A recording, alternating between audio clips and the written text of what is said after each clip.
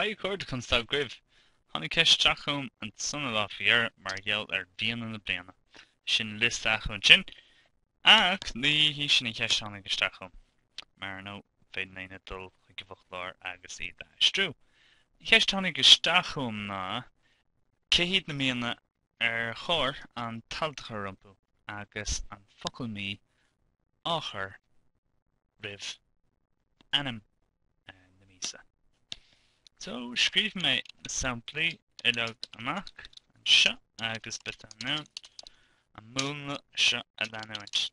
Anis agus mé scríb na samplaí seo amach bardam bhí nú go nach lean an gachéine an nós seo ach gur seo an nós is cománta.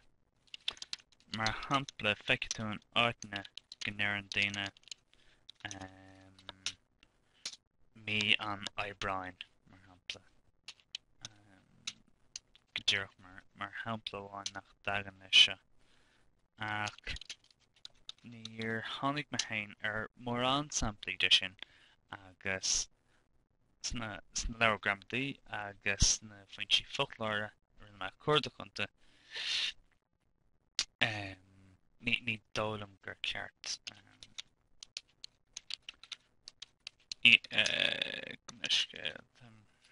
Fireachta leabhart agus scríb naon ros a bhain agus níl sé ag oibreamach go raibh agam.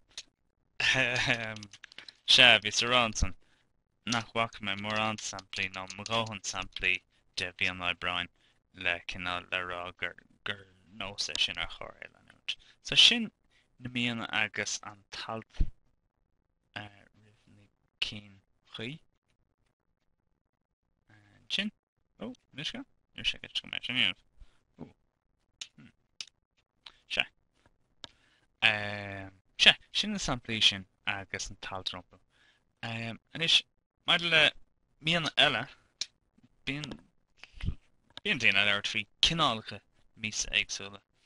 Agus bhí sa gur cúpla ceanna le luainse. So sin Míonna meala, sin honeymoon,